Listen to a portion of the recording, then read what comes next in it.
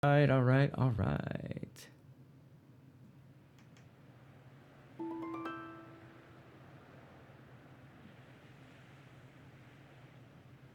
Huh, okay.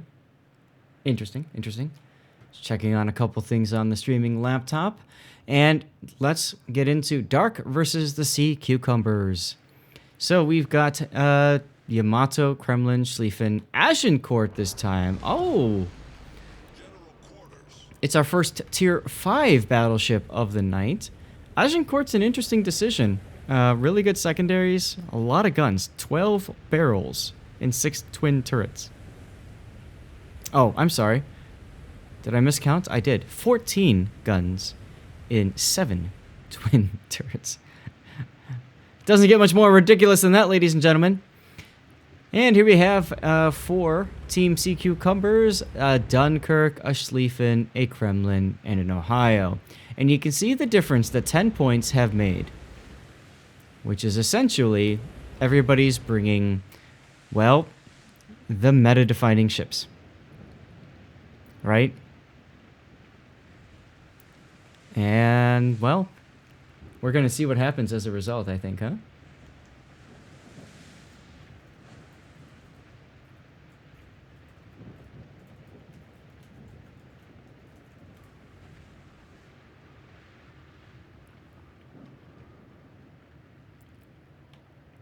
Early on, it's usually just teams jockeying for position, so I'll put you guys in a position to see what's going on both sides.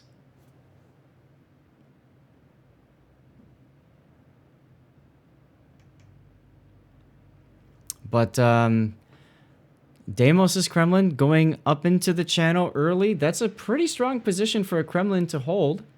So I kind of like that. I kind of like seeing that. Okay, okay. And then, what else do we have here? Schlieffen. Oh, God, if he gets spotted, the Kremlin Deimos has a really good shot on him. If he gets spotted. That's a big question. If, right?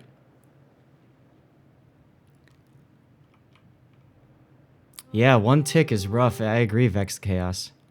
And Philip, yep. And that's right, Grant Nelson. Sometimes you do have to be a bit aggressive.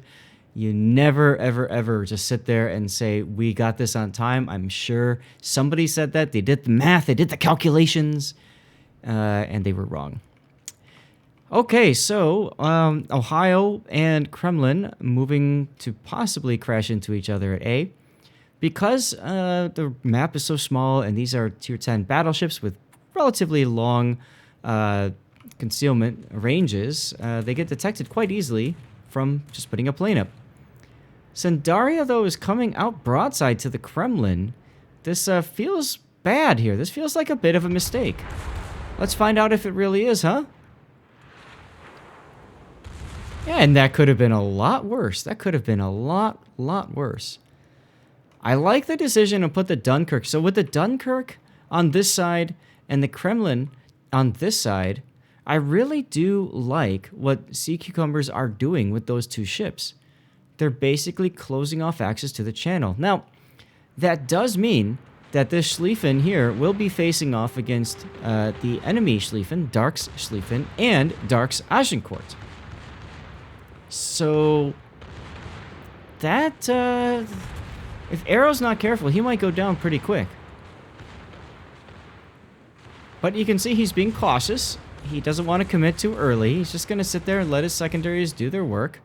And Skomomo forgot to use Hydro earlier. That's gonna cost him right there. He's going to take a torpedo. That's going to force the DCP, which is huge. If he gets set on another fire, I mean, all fires and floods from here are going to be sticky fires and floods.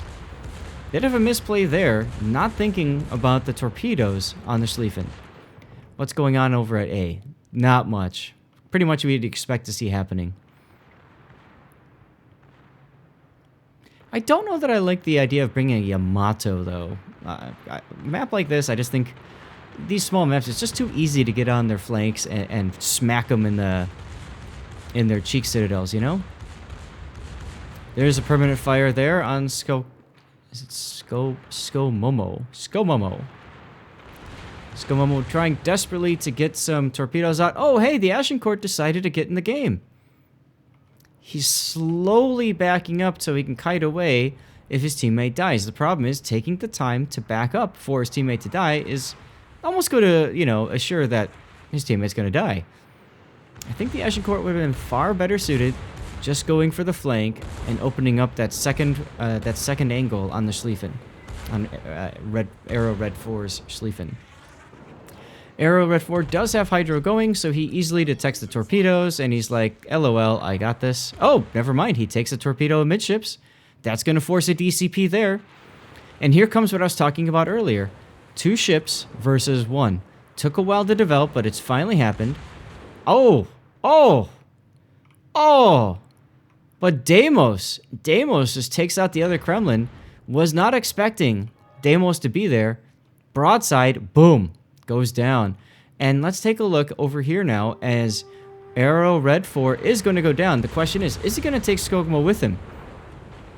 He's probably going to take him out with him with the torpedoes. Those are detected, but I just don't see Skogmo dodging.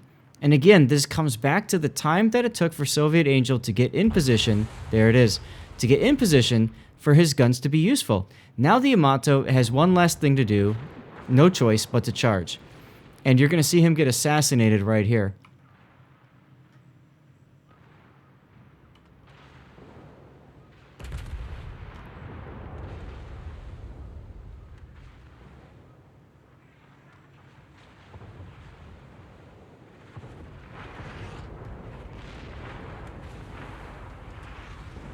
I'm surprised Von der Tan is not going wider here.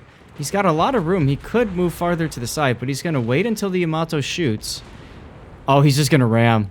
He's just going to ram. The ultimate disrespect. A tier 6 crashing into a tier 10 and killing that tier 10. Oh, the humanity. I'm going to drop the HUD and screenshot that, guys, because I need my death picks.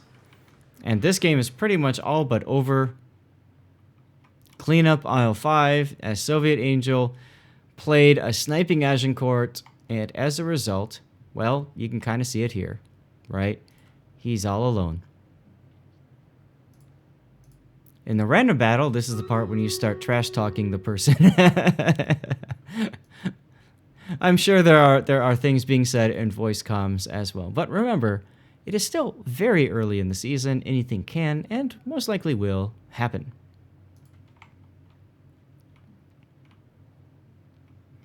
Looks like Stream Raiders is ready to start up. I'm going to tab out as well and find out about our next battle. And that's going to be Waves and Mogus.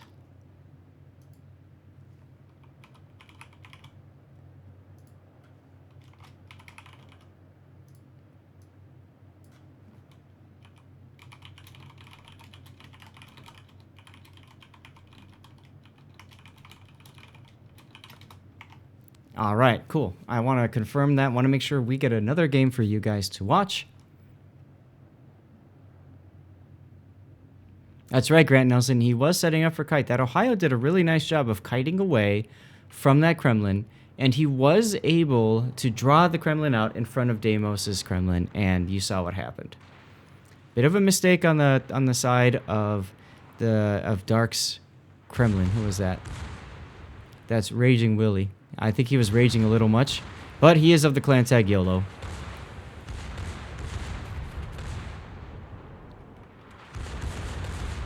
Go, tier 5, go! Minute and 20 seconds remaining on the battle.